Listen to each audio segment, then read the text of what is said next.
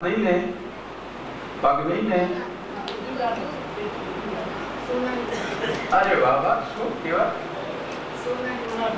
सोनाई जे बेटा ओहो वाह वाह वाह શું આવડે છે આ બધાને ધન્ય છે સોનાની પુતળી હોય તો એને હાથ હોય કે ના હોય એને હાથ હોય કે ના હોય હા પણ સોના ના હોય બહુ સરસ એમાં ભગવાન આનંદ રૂપ છે એના હાથ આનંદ એના પગ આનંદ એના આંખ આનંદ એના કાન આનંદ આ બધું જ આનંદ છે આનંદ માત્ર મુખપાદ કરો દયાથી કશું આપણા જેવું પાંચ ભૌતિક નહીં એટલે ભગવાનમાં પ્રાકૃત દેહ ઇન્દ્રિય અને અંતઃકરણના ધર્મો મિથ્યા છે આનંદાત્મક દેહ ઇન્દ્રિય અને અંતઃકરણ ભગવાનના નિત્ય છે અને એટલા માટે મહાપ્રભુજીનો વાદ એ માત્ર બ્રહ્મવાદ નથી ગોસાઈજી બહુ સરસ નામ કહ્યું સાકાર બ્રહ્મવાદ એક સ્થાપક મુખ્યપણે સાકાર બ્રહ્મવાદના સ્થાપક છે મહાપ્રભુજી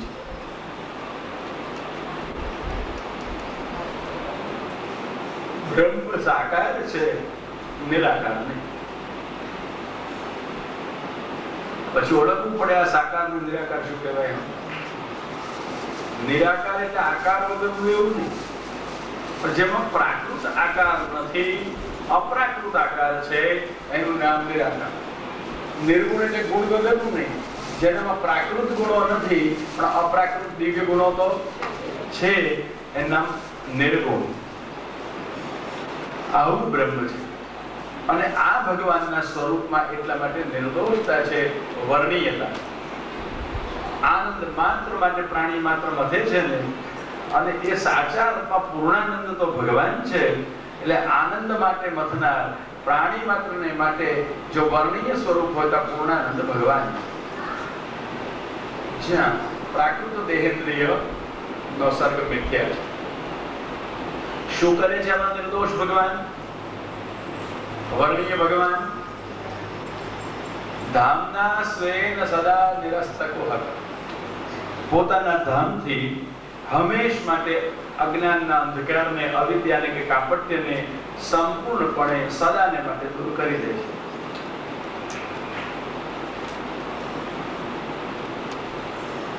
ધામ શબ્દનો એક અર્થ થાય પ્રકાશ જ્ઞાનથી નહીં ભગવાનના પ્રકાશ ભગવાન જો હૃદયમાં પ્રગટ થઈ જાય પોતાનો પ્રકાશ પાથરે તો પછી એ હૃદયમાં અવિદ્યા ક્યારેય ના આવે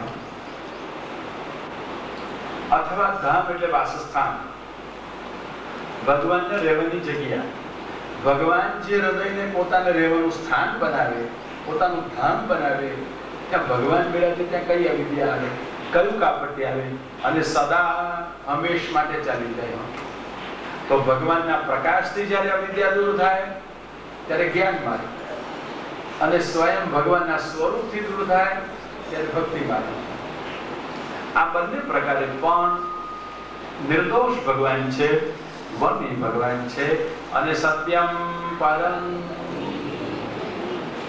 આ સત્યમ પરમ છે આ ભગવાન કોઈની કલ્પના નથી કોઈની માત્ર વાતો નથી વાસ્તવિકતા છે આ ભગવાન સત્યમ પરમ આ તો સત્યમ પરમ છે સત્ય ત્રિકાલાબાધી સર્વલોક પ્રસિદ્ધ હોય અને પરમ સર્વવેદ પ્રસિદ્ધ સૌથી શ્રેષ્ઠ ભગવાન બ્રહ્મ પરમ આમ લોક પ્રસિદ્ધ સત્ય અને વેદ પ્રસિદ્ધ પર આ બેનું સ્વરૂપ સત્યમ પરમ એનું લોતોસ્મિ લોકે વેદે ચ પ્રથિત પુરુષોત્તમ લોક અને વેદમાં જે પ્રસિદ્ધ પુરુષોત્તમ છે તેનું આ સ્વરૂપ છે ઓળખ્યા કોણ છે લોક અને વેદમાં પ્રસિદ્ધ પુરુષોત્તમ કૃષ્ણ તો સત્યમ પરમ નો અર્થ કૃષ્ણ તમ ધીમહિ કૃષ્ણનું અમે ધ્યાન કરીએ છીએ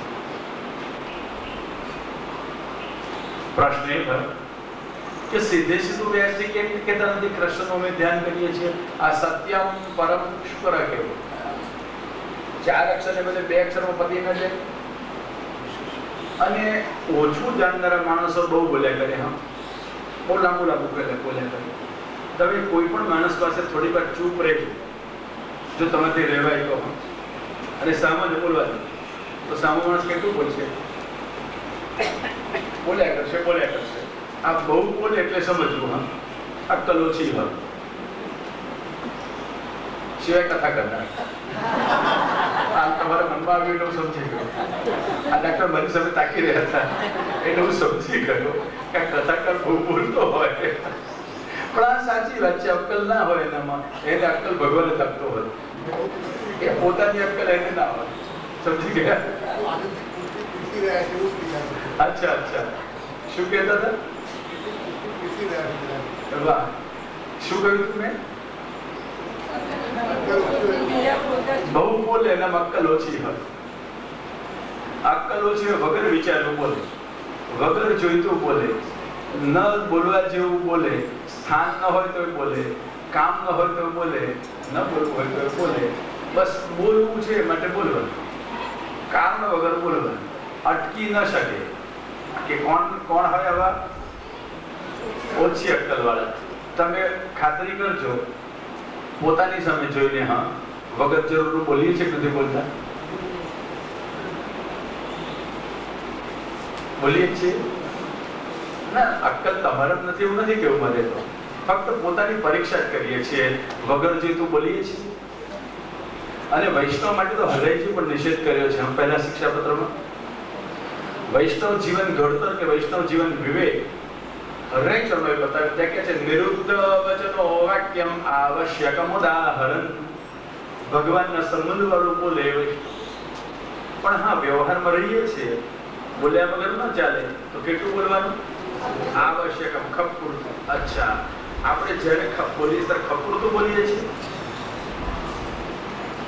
કે વગર ખપતું બોલ કરતા હોઈએ છીએ? અને કોઈ ના પૂછે તો બોલીએ. હા, ન જરૂર હોય તો બોલીએ. અને આ જે બોલીએ છીએ એનું પરિણામ શું? ના, એ શેની પ્રતિનિધિ? શેની?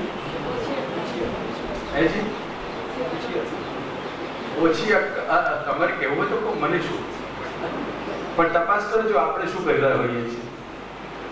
કૃષ્ણ કઈ નાખ્યું, શું કારણ? જો કૃષ્ણ કહે ને તો બધા સમજી જાય કે વ્યાસને કૃષ્ણ ગમતા હશે એટલે કૃષ્ણની વાતો કરવા બેઠા છે. આપણે આપણા ગમતા ભગવાનની વાતો કરો ને. પણ વ્યાસ કહે છે મને ગમે છે કૃષ્ણ, એ મારો પ્રશ્ન છે, એટલા માટે હું કૃષ્ણનું વર્ણન કરવા નથી બેઠો. પણ કૃષ્ણ વાસ્તવમાં સત્યમ પરમ, એ સત્ય છે, એ પર છે, એ લોકવેદ પ્રસિદ્ધ પુરુષોત્તમ છે, માટે એનું ગાન કરો. શાસ્ત્ર સિદ્ધ છે, લોક પ્રસિદ્ધ છે, માટે એનું ગાન કરો છો. સત્યમ પરમ ધીમહિ. અને તમે આખા ભાગવતમાં જુઓ, ક્યાંય તમને આવી સ્તુતિ કરેલી નહીં જોવા મળે સિવાય કૃષ્ણ અવતાર ગર્ભસ્થ 10 વખત બીજો અધ્યાય, જ્યાં દેવતાઓ ગર્ભમાં ભગવાન છે એમ સમજીને, પોતાનો પક્ષપાતી છે એમ સમજીને એની સ્તુતિ કરે છે ને, ત્યાં વર્ણન છે સત્યવ્રતમ સત્યપરમ ત્રિસત્યમ. મળ્યું? સત્યસ્ય યોનિમ નિહિતં ચ સત્યે સત્યસ્ય સત્યમ રૂપ સત્ય નેત્રમ સત્યાત્મકં ત્વં શરણં પ્રપન્નાઃ. આ એક જ જગ્યાએ સત્યવ્રતમ સત્યપરમ, બસ સત્યપરમ કહીને ભગવાન નીકળ્યા છે. ક્યાંય બીજા સ્તુતિ નથી, આવી સ્તુતિ નથી.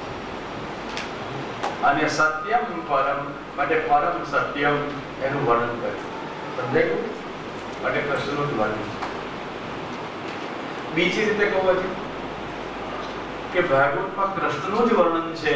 કોઈ પણ દેવી કે દેવતાનું નામ આવતું હોય, અવતારોનું નામ આવતું હોય, એ બધા રૂપે કૃષ્ણ છે. કારણ સત્યમ પરમ, સત્યમ કોને કહેવાય? સત્ય એટલે શું? ઉપનિષદનું વ્યાખ્યાન છે સતીયમ શબ્દમાંથી બને સત્યમ. જેમાંથી આ બધાની ઉત્પત્તિ થાય તે સત,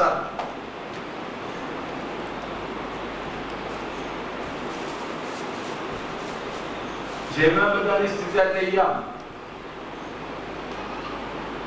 અને જેમાં બધાનું લય થાય તે મ. સત્યમ, જેમાંથી આ જગતની ઉત્પત્તિ થાય, જેમાં જગતની સ્થિતિ થાય અને જેમાં જગતનો લય થાય એનું નામ સત્યમ. સમજાય? અને એટલા માટે સત્યમ એટલે બ્રહ્મણો નામ, સત્ય બ્રહ્મનું નામ છે. અને પછી પરમ લાગ્યું એટલે કોણ આવ્યા? પરબ્રહ્મ. અને પરબ્રહ્મ તો કૃષ્ણો હિ. મહાપુરુષે કહ્યું નિશ્ચિતપણે એ શબ્દથી પરબ્રહ્મ તો કૃષ્ણ જ છે. પણ વેદોમાં જોવા જાવ ને તો એક બીજા પરબ્રહ્મની ઓળખ છે કે નહીં? રામતાપીની ઉપનિષદમાં ઓળખ છે.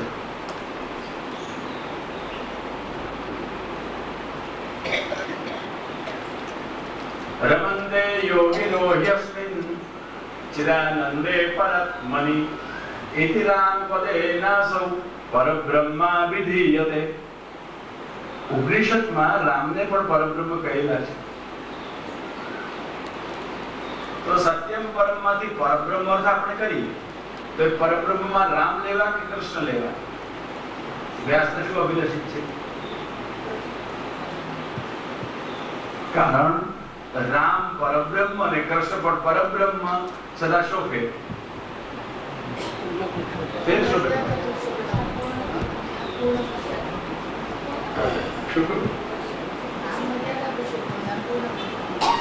આ બેન કે છે રામ મર્યાદા પુરુષોત્તમ, કૃષ્ણ પુષ્ટિ પુરુષોત્તમ, એવું પૂર્ણ પુરુષોત્તમ. અચ્છા, રામ જ મર્યાદા પુરુષોત્તમ છે? લોકો એવું સમજે છે કે રામ મર્યાદા પુરુષોત્તમ છે. વલ્લભાચાર્ય ચરણ તો કે છે મર્યાદા પુરુષોત્તમ. ઋષભદેવજીને મર્યાદા પુરુષોત્તમ કહે છે. પુરુષોત્તમ સહસ્ર નામ સ્તોત્ર ધ્યાનથી વાંચો ખૂબ સરસ. તો મર્યાદા પુરુષોત્તમ શબ્દ ઋષભદેવની કથામાં વપરાયેલો છે પંચમસ્કંદના નામમાં. તો મર્યાદા પુરુષોત્તમ એટલે હવે પ્રશ્ન ઉભો થયો, ઋષભદેવ કે રામ? કોણ? અને બધા એવું સમજે રામે મર્યાદાનું પાલન ઉપર. શેની મર્યાદા? શાસ્ત્રની, લોકની? ધ્યાન રાખજો, રામ એક એવા વિલક્ષણ વ્યક્તિ છે કે જેને ન શાસ્ત્રની મર્યાદા પાળી હોય ન વેદની. ઘણી વખતે ઉલ્લંઘનો કર્યા છે, પણ એક જ મર્યાદા રામ પાળે છે, પોતાના આદર્શોની મર્યાદા. પોતાની મર્યાદા, એ પોતાના આદર્શોની વા પોતાની મર્યાદામાં રઘુનાથજી રહે એટલા માટે. અને પુરુષોત્તમ છે એટલા માટે મર્યાદા પુરુષોત્તમ, એટલા માટે એને મર્યાદા પુરુષોત્તમ કહેવાય. સમર્થ હોવા છતાં મર્યાદાનું ઉલ્લંઘન નથી કરતા.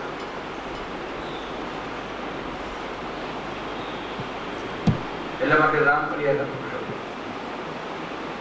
પણ ઋષભદેવજીએ જે યોગ માર્ગની મર્યાદા બતાવી, પરમહંસ ધર્મોની મર્યાદા બતાવી, એટલા માટે એ પણ છે મર્યાદા પુરુષોત્તમ. સમજાઈ જવા? મર્યાદા પુરુષોત્તમ. તારે કૃષ્ણને શું કહેવાનું? પૂર્ણ પુરુષોત્તમ. અચ્છા, આ પૂર્ણ શું પાછું? એટલે મર્યાદા વગર. પૂર્ણ એટલે શું? કશી મર્યાદા વગર ને એનું નામ પૂર્ણ. એવું ને? સમુદ્ર નામ તો ખબર છે ને? તો વર્તતે સમુદ્રયા મર્યાદયા એટલે સમુદ્ર. મર્યાદા સાથે રહે તો સમુદ્ર, અને સમુદ્ર જો મર્યાદા મૂકી દે તો શું થાય? હાજી? અચ્છા, એમ ભગવાન કૃષ્ણે મર્યાદા મૂકી દીધી તો મર્યાદા મૂકી દીધી સમુદ્ર જેમ પ્રલય કરી નાખે એમ બધું પ્રલય કરે એવા છે. પૂર્ણ એટલે શું? મર્યાદા નહીં તે પૂર્ણ નહીં, એવું નહીં. અચ્છા, તો કેવું? તો પૂર્ણ એટલે શું? પૂર્ણ એટલે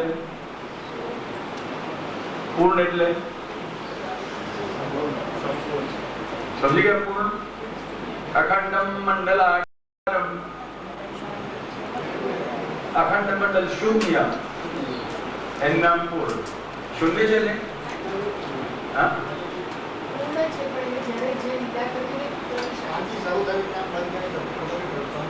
હા,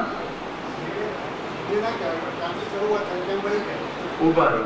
એ કે જે જ્યાંથી શરૂઆત થાય છે ત્યાંથી મળી જાય. જો શરૂઆત થાય તો અનાદિ કહેવાય કે આદિ કહેવાય?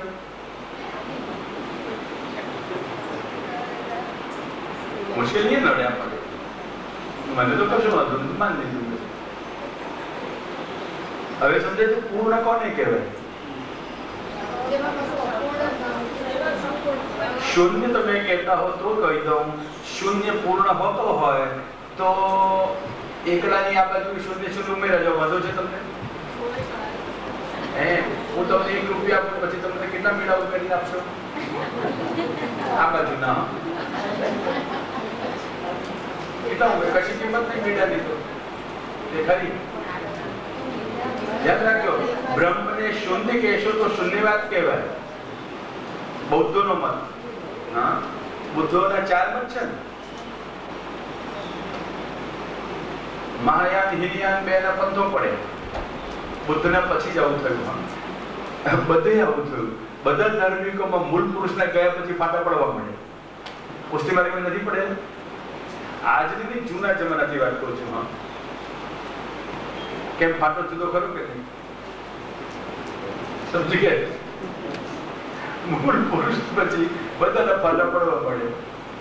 જે સૌને કેટલા સમજાય સૌ નો મારે, એવું શરૂ કર્યું. અને આજે તો કેટલા ફાટા પડે છે પુષ્ટિ માર્ગમાં પ્રભુને ખબર.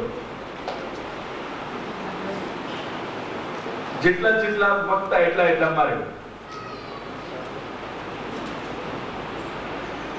એમાં મહાપુરુષોને શું કહેવું છે તો શોધવું પડે.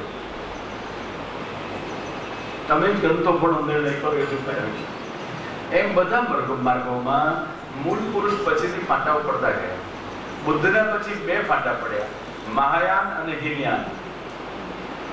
જેવા તો બુદ્ધ ધર્મ નથી ભણાવવાનું તો કહે તમને મહાયાન શું ને હિનયાન શું છે. સાદો ઉપાય કહું, મોટો રસ્તો ને ટૂંકો રસ્તો આવો જ છે.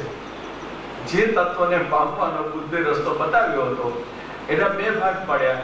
એક લાંબા રસ્તા વાળા મહાયાન વાળા અને ટૂંકા રસ્તા વાળા હિનયાન વાળા, અથવા હીન પ્રકારના ઉપાયો વાળા હિનયાન, ઉચ્ચ ઉપાયો વાળા મહાયાન વાળા થયા. એમાં બધે 4 પ્રકારો થયા. ખરું ને? એના 4 પ્રકારો થયા: માધ્યમિક, શૂન્યવાદી, વૈજ્ઞાનિક અને ક્ષણિકવાદી. તો આ બધા બૌદ્ધોમાં 4 મતોમાં, અથવા વૈભાષિક પણ એને કહે છે, આ બધા મતોમાં એક શૂન્યવાદ છે. સર્વમિદમ શૂન્યમ, આ બધું શૂન્ય છે. વેદોમાં પણ શૂન્ય અને ભાગવતમાં પણ શૂન્ય સ્વીકારાયેલું છે. આ શૂન્યનો શોધ કોણે કર્યો પણ શોધવા જેવું છે. નિરંતર શૂન્ય છે. અને ભાગવતકારે પણ શૂન્ય શબ્દનો પ્રયોગ કરે છે. બ્રહ્મ શૂન્ય છે એવું નથી કહેતા.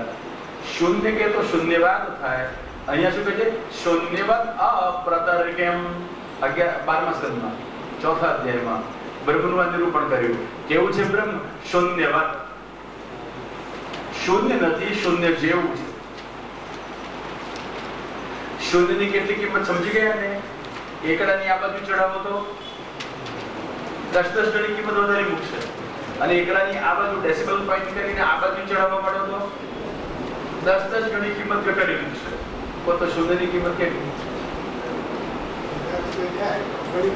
સીધા રસ્તે જાય તો ઘણી બધી, અવળે રસ્તે જાય તો એટલી જ ઓછી. ના, શક્તિ તો એટલી જ રહી. 10 ગણું વધારે, 10 ગણું ઘટાડે. ખરેખર શૂન્યની કિંમત કઈ થઈ આમાં? અચ્છા, શૂન્ય વત્તા શૂન્ય બરાબર કેટલા થાય? શું વાત કરો છો? તમે કહેતા ને આટલી બધી શક્તિ છે, ત્યારે 2 શૂન્ય ભેગા થાય 1 ને 1 જ રહી ગયા. શૂન્ય, 1 શૂન્ય વત્તા બીજું શૂન્ય બરાબર 2 શૂન્ય. કેમ બરાબર ખરું કે નહીં? એમ બેન તમારા હિસાબમાં આવે કે ના આવે? 1 શૂન્ય વત્તા 2 શૂન્ય બરાબર અરે 100 શૂન્ય ભેગા કરો, સરવાળો કરતા છેવટે એક જ શૂન્ય મુકાય. સારું, શૂન્ય વત્તા શૂન્ય બરાબર શૂન્ય. ઠીક છે ભાઈ, તમે કોઈ માની લો. શૂન્ય ગુણ્યા શૂન્ય બરાબર ચોક્કસ. લો એમાંય શૂન્ય, ગુણાકાર કરો તો ફેર નહીં, સરવાળો કરો તો ફેર નહીં. શૂન્ય બાદ શૂન્ય તોય શૂન્ય. અચ્છા, શૂન્ય ભાગ્યા કોઈ પણ સંખ્યા તો અચ્છા શૂન્ય, અને કોઈ પણ સંખ્યા ભાગ્યા શૂન્ય તો શું આવે? ઇન્ફિનિટી, અનંત. આ કેમ ગણિતે આવું કહ્યું? કારણ શૂન્યની કોઈ કિંમત શું થયું? તમે એને શીખવાડો છો ત્યારે તો શૂન્યની કોઈ નિશ્ચિત કિંમત છે જે આપણે સ્પષ્ટ જાણતા નથી, અને એટલા માટે વેદોએ બ્રહ્મને શૂન્ય ન કહ્યું, શૂન્યવત, અને પછી એક શબ્દ કહ્યો અપ્રતરે. કેમ? બ્રહ્મ કેવું છે? શૂન્ય જેવું, શૂન્ય નહીં. શૂન્ય જેમ અપ્રતરે કે છે, એની કેટલી કિંમત એ નિશ્ચિત કરવું બુદ્ધિ બહાર છે. એમ બ્રહ્મના સંબંધમાં કાંઈ પણ તર્ક કરવો એ બુદ્ધિ બહાર છે, એ તર્કથી પર છે. એટલા માટે અપ્રતરે. કેમ? સમજાયું બ્રહ્મ? અને છતાં સત્યમ પરમ. અરે હમણાં તમને સવારે કહ્યું કે 24 ગાયત્રીના અક્ષરો એમાંથી 24 અવતારો થાય, બરાબર? એમાં કૃષ્ણનો અવતાર 20મો આવે. 19 મેં પ્રાપ્ય વિષ્ણુ જન્મની, તો 1920 કૃષ્ણ અવતારનો ઉલ્લેખ છે. તો 1920 બે અવતારો થયા. 19 બલરામ, કાલે સમજાવ્યું તમને, 19 બલરામ અને 20 કૃષ્ણ. ગાયત્રીનો 20મો અક્ષર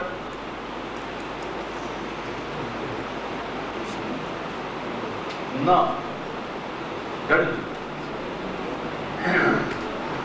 કયો અક્ષર ગણો છો? કયો અક્ષર આવે 20મો ગાયત્રીનો? કયો અક્ષર થાય? જોખમ કરવા જેવું નથી લાગતું. શું આવે? ન આવશે, બરાબર? 20મો અક્ષર ન. ન એટલે શું? કોઈ પણ ભાષામાં કોણ જાણે નકાર શબ્દ નકારવાચક જ છે. તમારા અંગ્રેજીમાં પણ ના કેવું હોય તો કયો શબ્દ છે? કોઈ નકાર જ આવ્યો. નો સિવાય બીજો ઇંગ્લિશનો શબ્દ કયો?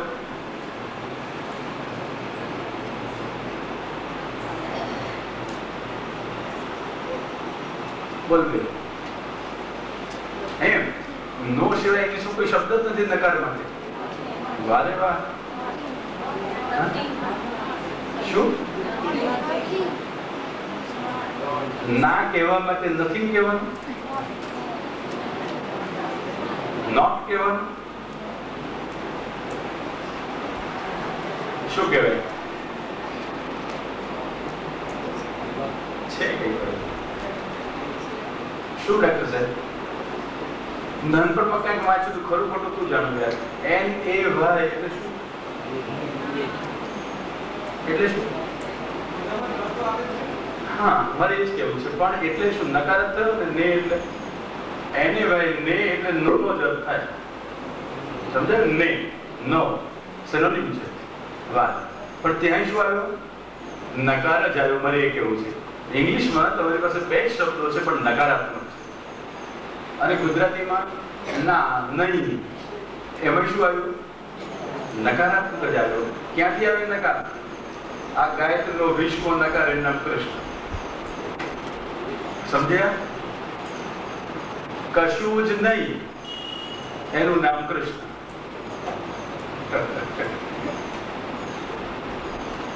ના, કશું જ નહીં છતાં સગળું સહી એનું નામ કૃષ્ણ. શૂન્ય બધા પ્રતારે. કેમ? સમજાય કૃષ્ણ? હે? શૂન્ય કશું નહીં છતાં સગળું. એમ કૃષ્ણ તમને કશે દેખાય નહીં, કશું દેખાય નહીં, પણ સગળું એ જ હોય. તમને વસ્તુ દેખાય, વ્યક્તિ દેખાય, કૃષ્ણ ન દેખાય, કશું જ નહીં, અને છતાં એ જ કૃષ્ણ છે, બધા જ રૂપમાં છે. ન શૂન્યવત અપ્રતર્ક્ય. શૂન્યવત છે, અપ્રતર્ક્ય છે, એનું નામ બ્રહ્મ, એનું નામ કૃષ્ણ, એનું નામ સત્યમ પરમ. ના પણ આપણે 50 કરતા પૂર્ણ આ ભૂલી નહીં જવું પાછું. હા, આજુબાજુ ઘૂમતા જઈએ બગીચા પર, ઘેર પાછા એક શબ્દમાંથી બધે ઘૂમી આવીએ, પણ પાછું એ શબ્દ વિચારવો પડે. કયા શબ્દનો વિચાર કરીએ છીએ? પૂર્ણ. પૂર્ણ એટલે શું? પ્રશ્ન એવો છે, પૂર્ણ એટલે શું? પછી તમે કહો છો પૂર્ણમાંથી પૂર્ણ કાઢ, પણ પૂર્ણ એટલે શું? તો પૂર્ણમાંથી પૂર્ણ કાઢવા જો. પેલા પૂર્ણ એટલે શું? તમને ખબર છે અપૂર્ણમાં પૂર્ણ શબ્દ આવી ગયો? કોણ અને પૂર્ણ શું? મહાપુરુષે વ્યાખ્યાન બહુ સરસ ભાષ્યમાં કર્યું, વેદાંતમાં અનુભાષ્યમાં. અધિષ્ઠાનમ અનપેક્ષ્ય. અધિષ્ઠાનની કોઈ અપેક્ષા કર્યા વગર, કોઈ આધારની અપેક્ષા કર્યા વગર છે તેવા ભગવાન પ્રગટ થઈ જાય આનંદરૂપ, એનું નામ પૂર્ણ. સામાન્ય રીતે ભગવાનના મત્સ્યાદી જ્યારે અવતારો થતા હોય ત્યારે સત્વ એમનું શરીર હોય, એ સત્વ ગુણ નહીં. સત્વમ યસ્ય પ્રિયા મૂર્તિ. શાસ્ત્રી મધ્યમ દર્શનમાં કહ્યું છે સત્વ જેનું પ્રિય શરીર છે. તો સત્વ એક દ્રવ છે, એ દ્રવ્ય છે, અને સત્વ નામનું દ્રવ્ય જેનું શરીર છે તેવા ભગવાન હોય. એટલે સત્વના અધિષ્ઠાનમાં ભગવાનનો અવતાર થાય, સત્વના આધારે. એ બધા અંશાંશ અવતાર, કલા અવતાર, આવેશ અવતાર, આ બધા અવતારો હોય. એ પૂર્ણ ન હોય. પૂર્ણ ક્યારે કહેવાય? ફરી બતાવું છું. તમે કટોરામાં રસ ભર્યો અને પછી કહો છો આ રસ લો, કોઈને આપો તો શું કહો તમે? આ રસ પીઓ. કે પ્યાલામાં રસ ભર્યો, તમારે ઘરે મહેમાન આવ્યા, પછી કેરીનો રસ હોય કે મોસંબીનો કે નારંગીનો કે લીંબુનો, તમે શું કહેશો? આ રસ લ્યો. રસનો પ્યાલો પૂરો ભરીને આપવાનો. સાચું તમે રસ આપો છો કે પ્યાલો આપો છો? જરા વિચાર.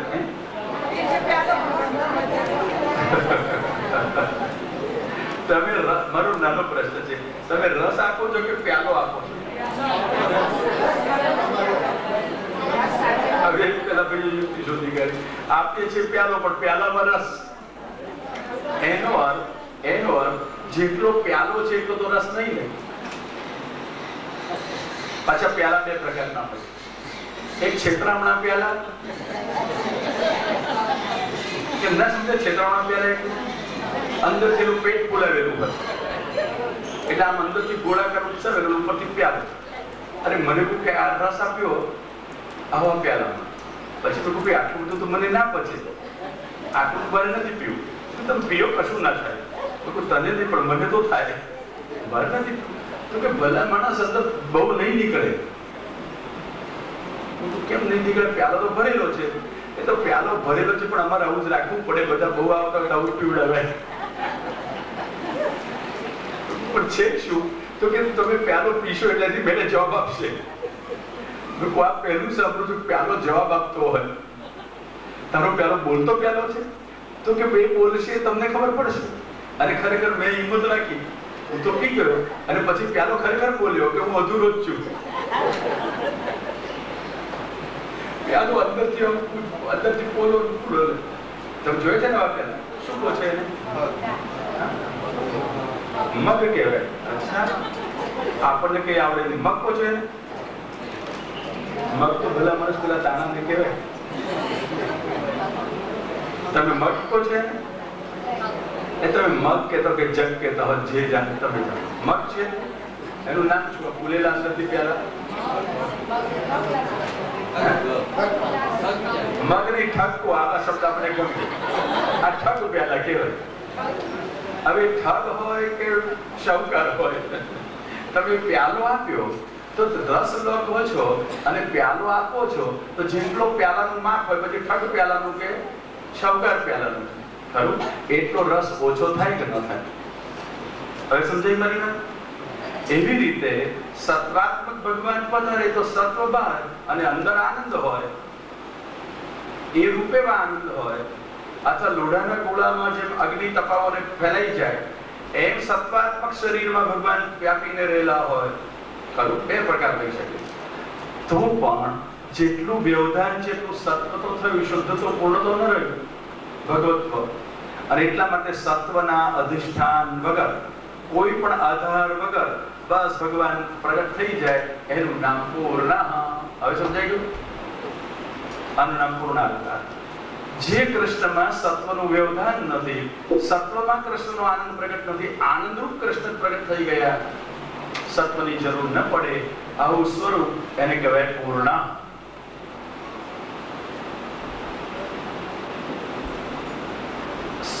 અધિષ્ઠાનમ અનપેક્ષ્ય યત્ર ભગવાન સ્વયં આવિર્ભવતિ યાદૃશોપી ભગવાન આવિર્ભવતિ સહ પૂર્ણ.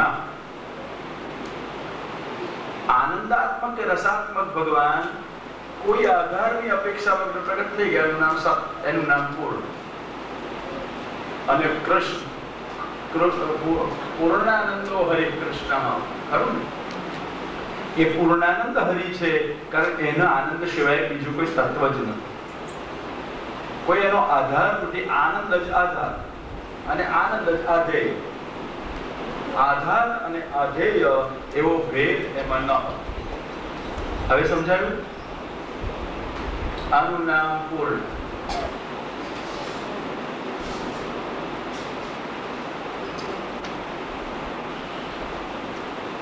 અને એવા પૂર્ણનું નિરૂપણ કરે છે સત્યમ પરમ.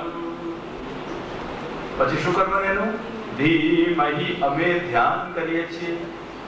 બેન ધ્યાન કરીએ છીએ, ધ્યાન રાખવાનું જે કહેતા હોય તેમાં. પછી આજુબાજુ જોતા હોઈએ, ઈશારાઓ કરતા હોઈએ, રસ્તા જતા હોઈએ, એનું નામ ધ્યાન કર્યું ના કહેવાય, એનું નામ બે ધ્યાન થયા કહેવાય. આનો મોટો પ્રત્યક્ષ.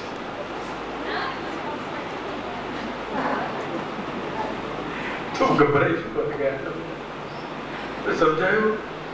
શેની વાત કરતો હતો? કયા શબ્દ? જો ખબર હતી તમને?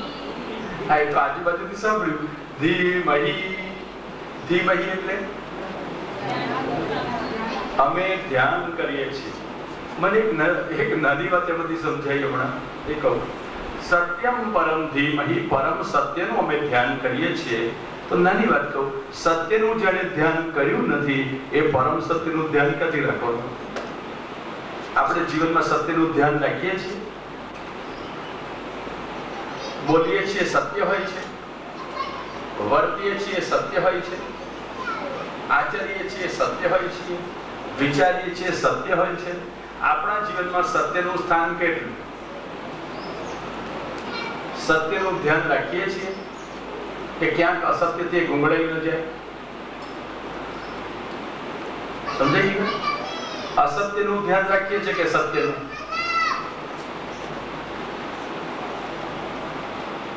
કોનું ધ્યાન રાખીએ છીએ? અસત્યને સાચી રાખીએ છીએ કે સત્યને? સાચું કહેજો. આપણા બધા જીવન વ્યવહારોમાં સત્યને સાચવીએ છીએ કે અસત્યને?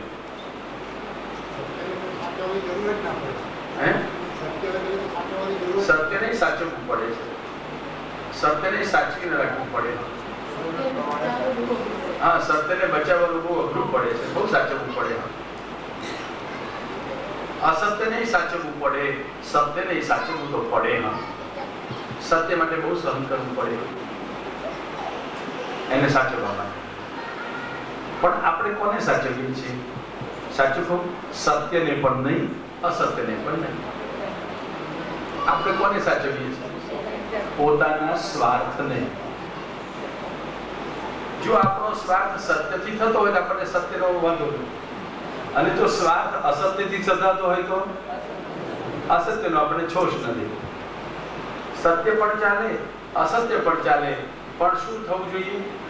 સ્વાર્થ સદાવો. આપણે સ્વાર્થનું ધ્યાન રાખીએ છીએ. અને જ્યાં સત્યમ પરમ ધીમહિની કથા હોય ત્યાં સ્વાર્થનું ધ્યાન રાખે એમને સમજાય કે ન સમજાય? હવે સમજી ગયા? જ્યાં લોકો સત્યનું ધ્યાન રાખવા જ ટેવાયા નથી ત્યાં સત્યમ પરમ એની કથા કરવી કેવી લાગે? જો આનાથી સમજો. હા, મહાપુરુષજી કહે છે સુબોધિનીમાં, સત્યમ હિ ભગવત ધર્મ. સત્ય ભગવત ધર્મ છે. જેટલા અંશમાં આપણા જીવનમાં, આપણા વ્યવહારમાં સત્ય છે એટલે અંશે ભગવત ધર્મ છે. એટલે અંશે આપણે ભગવાનના પક્ષમાં છીએ. અને અસત્ય આવે ને એટલે સમજો અસત્ય આસુર ધર્મ છે. આપણે આસુર પક્ષમાં છીએ.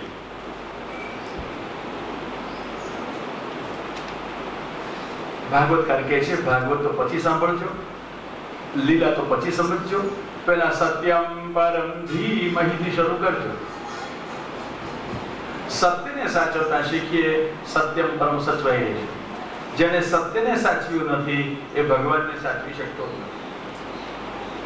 જેને સત્યને સાચવ્યું નથી એ સત્યમ પરમ ભગવાનને સાચવી શકતો નથી. જેને સત્યને શોધ્યું નથી એ ભગવાનને શોધી શકતો નથી. જેને સત્ય માટે સહન કર્યું નથી એ ભગવાન માટે કશું સહન કરી શકતો નથી. જેને સત્ય માટે પ્રયત્નો કર્યા નથી એ ભગવાન માટે પ્રયત્ન કરી શકતો નથી. જીવનની પહેલી શરૂઆત થાય ભગવાન માટેની. ભગવદી જીવનની શરૂઆત સત્યથી થાય. બલિરાજા, એના પર ભગવાન રાજી થાય વામનજી શેને કારણે? એક જ હતું બલિરાજા પાસે સત્ય. ત્રિલોક લેવા માટે ભગવાન વામનમાંથી વિરાટ થઈ ગયા. 3 પગલામાં પૃથ્વી માપવાના હતા, 2 પગલામાં બધું લઈ લીધું. બલિ એના વચનમાંથી ચલિત થયો. કરો પ્રતંતન ભવેત પ્રલંબનમ પદન તૃતીયમ પુરુષિષ્ઠ મેનિજમ. મારે વચન આપ્યું છે તો સત્ય કરીશ. રાજ્ય ગયું તો ભલે ગયું, હું તો છું ને. 3રું પગલું મારે માથે મૂકો. કરો વિરુતમ. શેનો આગ્રહ છે બલિરાજાને? હું મને છેતરીશ નહીં, તમને મારું વચન સત્ય કરીશ. એને સત્યનો આગ્રહ છે. અને સત્યનો આગ્રહ છે માટે ભગવાન એના પક્ષમાં રહ્યા.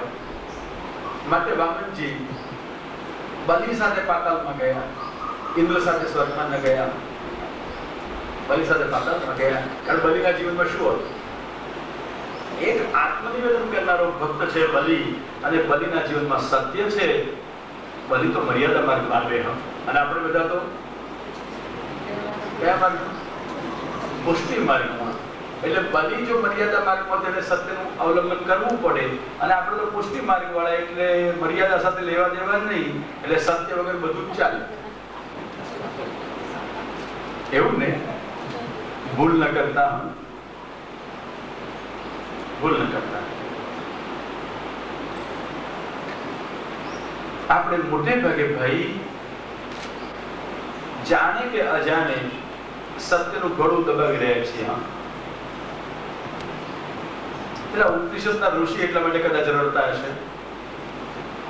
અને કહું કે તમને બધા ઉપનિષદ આવડે કે ના આવડે, કે ઈશાવાસ્ય આવડે ને ઘણું આવડી રહે. આ ઈશાવાસ્યમાં કહે છે ઈશાવાસ્યમિદં સર્વં યત્કિંચ જગત્યામ જગત. જવા દો, એનો અર્થ અત્યારે નથી કહેતો, પણ એ ઉપનિષદમાં કહે છે હિરણ્મયેન પાત્રેણ સત્યસ્યાપિહિતં મુખં તત્વં પૂષણ અપાવૃણું સત્ય ધર્માય પૃષ્ઠે. સત્યના દર્શન કરવા છે. હિરણ્મયેન પાત્રેણ સત્યસ્ય આપિહિતં મુખં. ચારે તરફથી સત્યનું મોઢું ઢંકાયેલું છે. કેમ? શેનાથી? હિરણ્મયેન પાત્રેણ, સુવર્ણમય પાત્રોથી. સત્તાથી, સંપત્તિથી સત્ય બિચારું દબાઈ જાય છે, ગુંગળાય છે. આજે કોઈને પણ એક વખત કોઈ વકીલ હતા, કોર્ટમાં કેસ ચલાવતા હતા. કોઈ લાંચ રૂશ્વતમાં પકડાયેલો માણસ, સારામાં સારા વકીલ રોકેલાયો. પછી એને કહ્યું કે ભાઈ તારે કેસ જીતવો છે, એના હાસિલ નહીં. તો એટલો તો સાહેબ તમને રોક્યા છે, તમે હોશિયારમાં હોશિયાર વકીલ છો, મને કેસ જીતી આપો. પેલા વકીલ સાહેબે કહ્યું તું સાચો છું કે ખોટો છે કોણ છે? સાબિત થવું જોઈએ. અને સાબિત અત્યારે સાક્ષીઓ પર આધાર રાખે છે. એટલા માટે જો ભાઈ મારું નામ મોટું, આટલા બધા પુસ્તકો જે હું ભણી ગયો, પણ ખાતરીપૂર્વક કહું છું હું તને કેસમાં જીતાડી શકીશ નહીં. જો તારે જીતવું હોય તો સાક્ષી ફોડી કાઢ. जो आ कोर्टમાં શીખવતા હતા હમ બધેલો પ્રસંગ હતો તો સાક્ષી ફોડ પેલા કોઈ સાક્ષી સી રીતે ફોડાય કે મોડું ભરી દે મોડું નાખી દે તો મારું કેનું તો કે એનું તો કે સી રીતે પાછો બીજો ગુનો કરું એક લાંચમાં પકડે પછી એનું મોડું દબાવે છો ખૂનનો ગુનો થાય તો કે એવું નહીં કરવાનું હિરણમય ને પાત્રે એનું મોડું નાખી દે પૈસા સાક્ષી બોલતો બંધ કરજો હિરણમય ને પાત્રે અને બધાના સત્યના મોહ દબાવી દેવાય છે શેનાથી હિરણમય ને પાત્રે ભૌતિકતાના મોહમાં લૌકિકતાની લાલસામાં સત્તા સંપત્તિ સૌંદર્ય આ બધાના આસક્તિમાં મોહમાં ભાન ભૂલેલા લોકો કયો અનર્થ નથી કરતા કયો સત્યને ગુંગળાવતા નથી સત્ય બિચારું રડતું રહ્યું છે ગુંગળાતું રહ્યું છે હિરણમય પાત્રેણ સ્વર્ણમય પાત્ર સોનાનું ઢાંકણ છે સત્યના મોહ ઉપર ગુંગળાય છે સત્ય અને સાચું કહેજો આ સોના માટે સંપત્તિ માટે સત્યને ગુંગળાવીએ છીએ જવા દો એટલું બહુ સારું કે નહીં કહેવાનું તમને હા પણ સાચું કહેજો ઇન્કમ ટેક્સ સેલ ટેક્સ વાળાને પૂછજો શેનાથી ઢંકાયેલું છે મોડું જવા દો કથા કરવા જેવી છે આજના જમાના કોના ઘરના પૈસા શુદ્ધ છે એ પ્રશ્ન થાય કાયદાની દ્રષ્ટિએ તો હા ખરું હિરણમય અને પાત્રેણ શા માટે આપણને સહન કરવું પડે સત્યસ્ય હિતમ મુખમ સત્યનું મોઢું ઢંકાયેલું છે કશું બોલાતું નથી હા સત્તા અને સંપત્તિ પાસે મોહ બંધ થઈ જાય કશું જ બોલાય નહીં એની લાલસા હોય તો અને એટલા માટે કહે છે તત્વમ પોષણ અપારનું તત્વમ હે પોષણ કરનારા અથવા હે પ્રકાશ કરનારા હે વૃદ્ધિ કરનારા તમે કૃપા કરો ભગવાન કૃપા કરે તો સત્યના પાત્રને સોનાના મોંથી ઢાંકી ન દેવાય સોનાના ઢાંકણથી ઢાંકી નહીં દેવાય નહીં તો સત્ય દબાઈ જાય ને સત્ય ગુંગળાઈ જાય અને એટલા માટે ભાઈ ભગવાનની દિશામાં જવું હોય તો પહેલી શરૂઆત સત્યથી કરજો સત્યમ પરમ ધીમહિ કરશો ને બધા સત્યથી શરૂઆત વ્યાસે જે જોયું એ સત્ય જોયેલું કહ્યું છે ગપ્પા નથી મારી માટે સત્યમ પરમ ધીમહિ અને માત્ર સત્ય નહીં પરમ સત્ય જોયું છે માટે સત્યમ પરમ ધીમહિ સત્યમ પરમ માત્ર સત્ય વ્યાસ કે છે સત્ય પરનું અમે ધ્યાન કરીએ છીએ અથવા પ્રીતિં કુર્મઃ અમે સત્યમ પરમ ભગવાન કૃષ્ણ સાથે પ્રીતિ કરીએ છીએ પ્રીતિ ભગવત ધર્મ છે ભગવાન જેને આપે તેને મળે આપેલી ભગવાનને પ્રીતિ પુનઃ ભગવાનને પ્રદાન એનું નામ ભક્તિ ભગવાને આપેલી પ્રીતિ એનું નામ પુષ્ટિ તો ભગવાન પ્રીતિ આપે અને જીવ ભગવાન સાથે એનાથી પ્રીતિ કરે એનું નામ પુષ્ટિ ભક્તિ શેનું વિધાન કર્યું સત્યમ પરમ ધીમહિ અને આ સત્યમ પરમ ભગવાનનો પરિચય કરાવ્યા પછીથી એવા સત્યમ પરમ ભગવાન કેવી રીતે મળે બીજા શ્લોકમાં કહ્યું ધર્મ પ્રોષિત કૈતવોત્ર પરમો નિર્મત્સરાણામ સતામ ધર્મ અત્ર પ્રોષિત કૈતવ અત્ર શ્રીમદ ભાગવતે અહીંયા શ્રી ભાગવતમાં કપટ વગરનો ધર્મ કહેલો છે એનો ધર્મમાં કપટ હોય ને કે ધર્મ હોય ત્યાં કપટ ના હોય અને કપટ હોય ત્યાં ધર્મ ન છતાં અહીંયા કે છે પ્રોષિત કૈતવ ધર્મ આ પ્રોષિત કૈતવ ધર્મ છે તો બીજા બધા ધર્મોમાં કપટ ખરું ને કયું કપટ વિધિ પછી હંમેશા નિષેધ આવે ધર્મના બે અંગો હોય એક વિધિ બીજો નિષેધ વિધિ એટલે શાસ્ત્રમાં જેનું વિધાન કર્યું હોય કરવા માટે કહ્યું હોય એનું નામ વિધિ અને પછી સાથે નિષેધ હોય કે આ ન કરશો આ કરજો આ ન કરશો બે પ્રકારનો સંબંધ હોય એનું નામ ધર્મ વિધિ નિષેધાત્મક હોય જેમ તમે રસ્તા પર મુસાફરી કરતા હો વાહનમાં, તો વાહનમાં મુસાફરી કરતી વખતે તમારે કયું ધ્યાન રાખવું પડે? વાહનમાં મુસાફરી કરતા વાહન ચલાવતા હો તો તમારે કયું ધ્યાન રાખવું પડે? રસ્તા સિગ્નલ, લાલ ને લીલી લાઈટ આવે ને ધ્યાન રાખવું પડે. લાલ હોય તો જવાનું, નહીં જવાનું, અને લીલી હોય તો જવાનું. તો જેમ તમારા એ લાલ અને લીલી લાઈટ તમને પજવવા માટે જ છે ને, કેટલા તમે જતા લાલ લાઈટ થઈ અટકી જવાનું, હેરાનગતિ છે ને. અને ગમે એટલા મૂડમાં આરામથી ઉભા વાસ ચાલો થોડી વાર ઉભા રહીએ, લાલ લાઈટ બધે લીલી થાય એટલે દોડવાનું છે. નિરાંત તમને જ્યારે જતા હોય ત્યાં અટકાવે, અટકાયેલા હોય જવા દે. એટલા માટે લીલી લાલ લાઈટો છે. શેને માટે છે?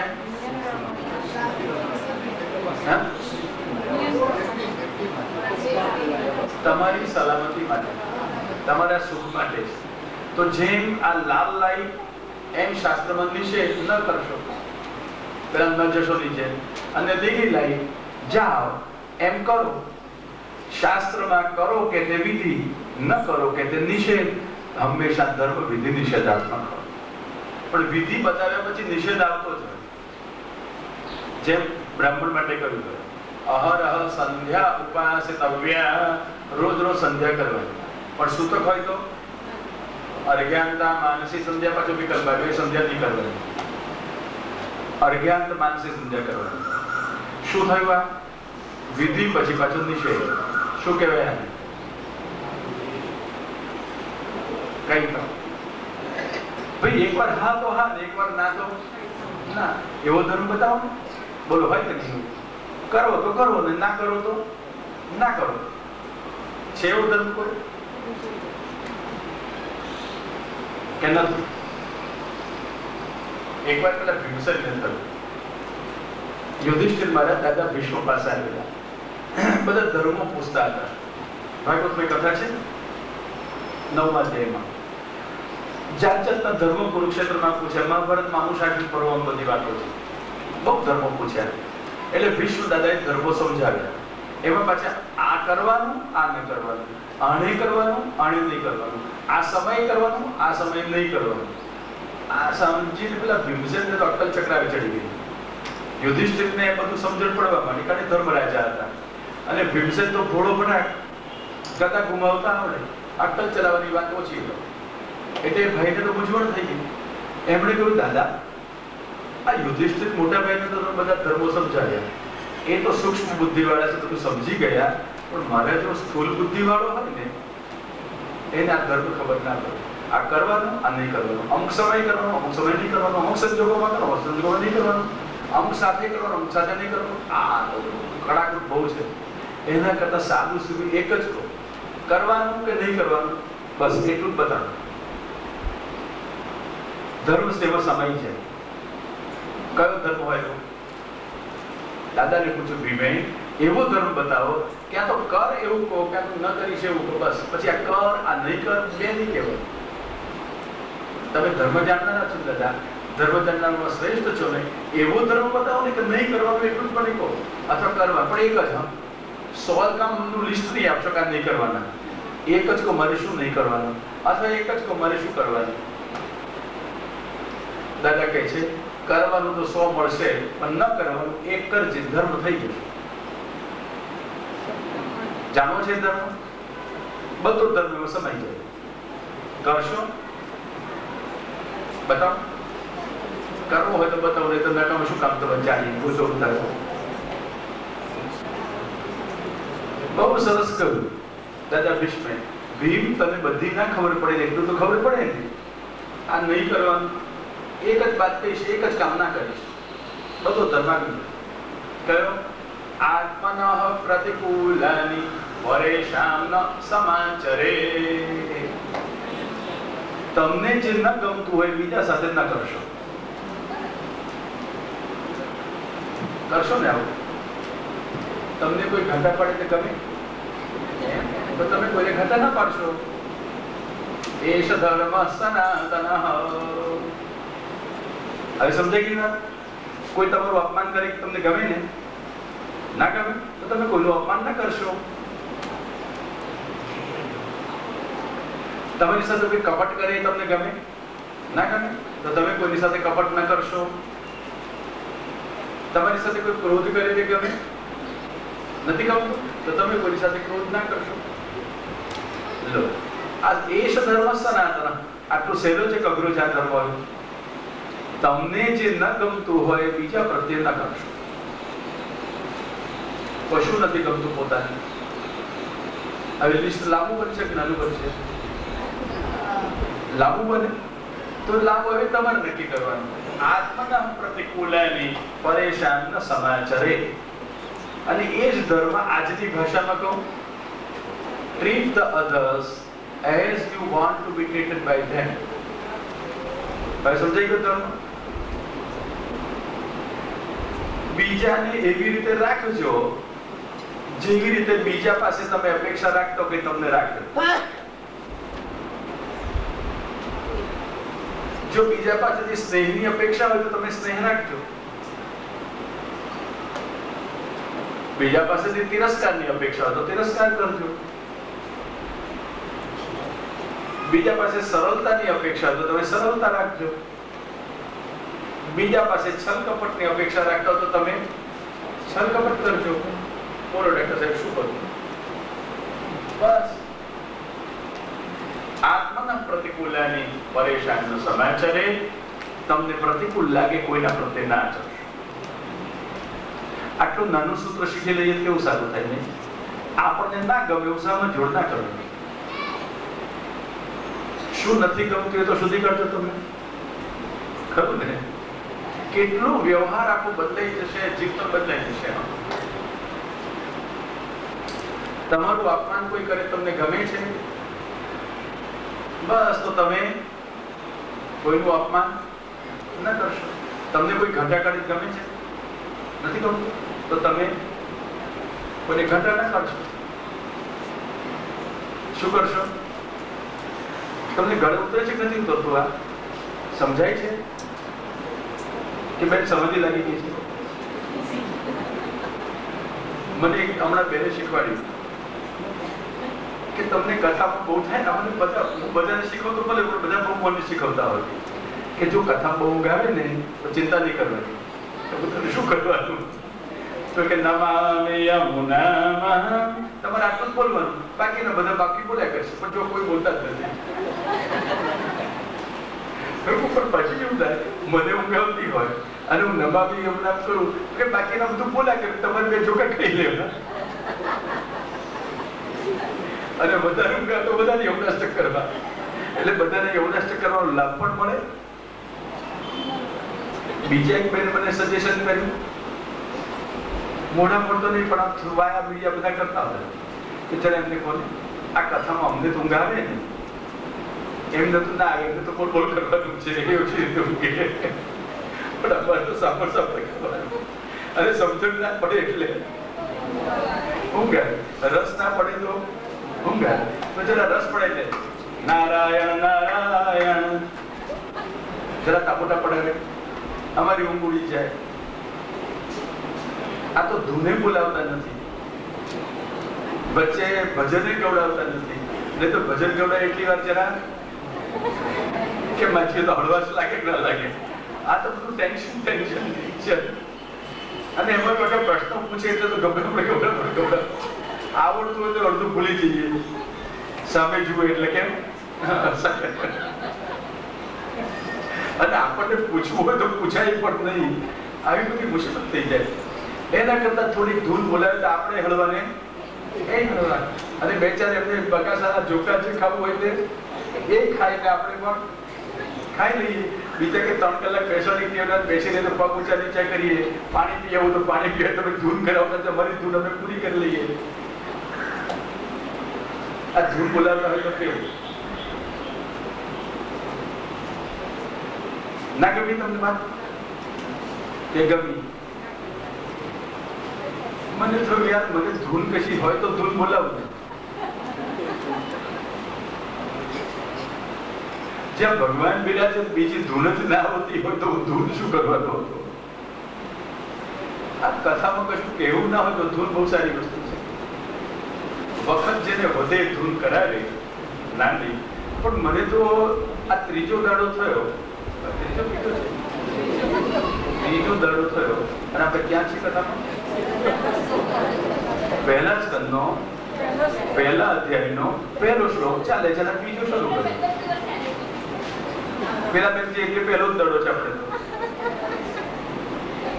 હવે મને આટલો બધો વખત ખૂટતો હોય અને એમાં શ્રી રામ જય રામ એટલે તમારી ઊંઘ ઉડાડવા માટે તાબોટા પડાવડાવું, કરું, ગવડાવું, ખવડાવું, આ બધું ચાલે. ઘૂઘરા બધી રૂઈ નાચવા મળું, મારી ઊંઘ ઉડી જાય ને તમારી ઊંઘ ઉડી જાય, પણ મારી ઊંઘ આવતી ન હોય અને મને કથામાં વખત જ ના મળતો હોય છે તેમ કહેવાનું. હું સાચું કહું છું, તમને આ જન્માદેશે કોઈએ કશું પૂરું નથી કહ્યું, છે એના 10મો ભાગે નથી કહ્યું. બસ છે તેનો 10મો ભાગ નથી. પછી આને જો હું પૂરું કરવા જાઉં તો છેલ્લે દાડે મારે કહેવું પડે કે અચ્યુતમ કેશવમ જન્માદ્યસ્ય. બને કથાનું કહીએ કશું અશક્ય નથી. કથા છે ને એવી જ હોય. એકવાર બદલ પ્રસંગ કહું. મને શાસ્ત્રમાં જ્યારે પ્રવેશ કરવા નાગરદાસ શાસ્ત્રી છે, એમણે નાગરદાસ કાકા એકવાર કહ્યું મુંબઈમાં કે તું ફલાણો કથા સાંભળી ગયો છે? તો એને શું સંભળાવું? કે એને સાંભળવું હોય તે મારી વિનંતી છે. આ વિનંતી મને ન કરશો, આજ્ઞા કરજો, હું જઈશ. એટલે હું તો ગયો. જે ભાઈને ઘેર કહ્યું એ ભાઈને ઘેર ગયો. મને જેવું કહ્યું હતું આજ્ઞાનું મેં પાલન કર્યું. મેં કહ્યું તમારે શું સાંભળવું છે? મેં સીધું એવું પૂછ્યું.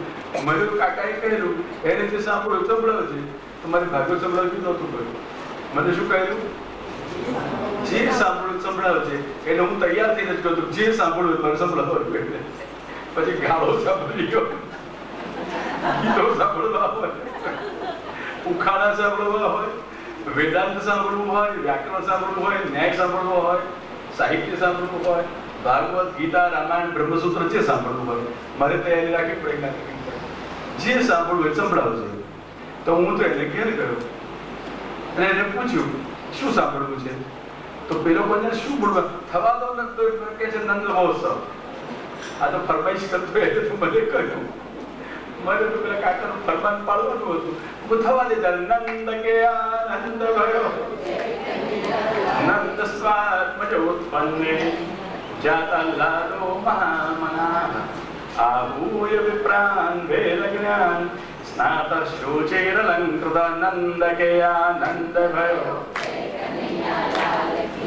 નંદ કે આનંદ ભયો. પછી કથા તો ચાલવા મળી જોડે જોડે. એક દિવસ થયો નંદ કે આનંદ ભયો, બીજે દિવસે નંદ સ્વાત્મજ ઉત્પન્ને નંદ કે આનંદ ભયો. 3 દાડા સુધી નંદ સ્વાત્મજ ચાલે એટલે આજુબાજુ બધાને ખબર પડે. બધા વિદ્વાનો, પંડિતો, મહર્ષિઓ બધા પછી ભગત બોલાવી પધારવા માંડ્યા કે આ 3 દાડા સુધી શું કરે છે નંદ સ્વાત્મજ ઉત્પન્નેમાં. કારણ કે જે સાંભળતા હતા જે કહેતા હતા કે હું શું કરું છું, એટલે બધાને થાય કે આ નંદ સ્વાત્મજ તમે 3 દાડા સુધી અને ખરેખર પછી એક પછી આવતા જાય અને આવતા છે ચોથે દાડે પણ નંદ સ્વાત્મજ ઉત્પન્ને, છઠ્ઠે દાડે નંદ સ્વાત્મજ ઉત્પન્ને અને સાંજે કથા ઉઠી ત્યારે નંદ સ્વાત્મજ ઉત્પન્ને નંદ કે આનંદ ભયો. શું થયું છે કથામાં? શું થયું છે? એટલે બધા નાટક તૂટી રહ્યા છે, કથા ચાલતી હશે કે આજ કરતો હોય? કથા જ ચાલતી હતી. નંદ સ્વાત્મજ ઉત્પન્ન જ ચાલતું હતું. અને 7મે દાડે પણ પહેલે દાડે એને મને કહ્યું નંદ મોસો સંભળાવો. મને પેલા કાકાએ કહ્યું કે એ સંભળાવું છે. બસ એને નંદ મોસો સાંભળતો તો 7 દાડે નંદ મોસો સાંભળ્યો. એક જ શ્લોક ચાલતો હતો નંદ સ્વાત્મજ ઉત્પન્ને. ચાલે ને? એક રામચરિત માનસ ચાલે. બધા મંડલેશ્વરો બેઠા હતા. કોણ જાણે બધા ખેરખાઓને લાગતું હતું કે આ તો પુષ્ટિ માર્ગવાળા એમને રામાયણની ખબર ના હોય. ઠીક છે. અને મહાપ્રભુજીને શું કહેવાનું હશે? તો વર્ણાનામ અર્થસંઘાનામ રસાનામ છંદસામ અપી મંગલાનાં ચ કર્તારૌ વંદે વાણ વિનાયકૌ. એમાં ક્યાંથી શરૂઆત કરી? વર્ણાનામ. બસ આ વર્ણાનામ 9 દિવસ પૂરા થઈ ગયા. અર્થ સંગ્રહ તો આવે જ નહીં. અદભુત લીલા છે પ્રભુની. અનંત ભગવાન છે, અનંત રૂપ છે, અનંત લીલા છે અને અનંત એની કથા છે. તો અનંત હોય તો આદિ ક્યાંથી ને અંતે ક્યાંથી? બસ બધું ચાલ્યા કરે. એમ અહીંયા પણ અનંત છે, ચાલ્યા કરે છે. ક્યાં ચાલ્યા કરે છે? કઈ કથા ચાલે છે આપણી? કઈ કથા ચાલે છે? બોલ. કયો સ્કંદ ચાલે છે?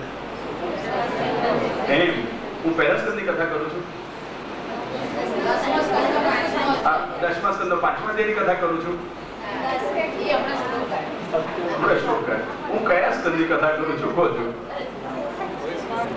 હું તમને બધે પાના ફેરવા. હું 8મા સ્કંદમાં હોઉં છું, 9માં હોઉં છું, 10માં, 4માં, 5માં, બીજામાં. હમણાં 3જાની આપણે વાત કરતા હતા. ડોક્ટર સાહેબ ક્યાંની કથા ચાલે છે? બસ ભાગવતની કથા ચાલે છે. પણ ભાગવત એટલે ક્યાંની? આદિ નથી, અંતે નથી, કથા ચાલે છે. બસ શું ચાલે છે? કથા ચાલે છે. કથા ચાલે છે કે તમે બધા ચાલો છો જોડે? કથા ચાલે છે કે તમે તમારું મન ચાલે છે? કથા ચાલે છે કે તમારી અક્કલ ચાલે છે? સાચું કે નહીં?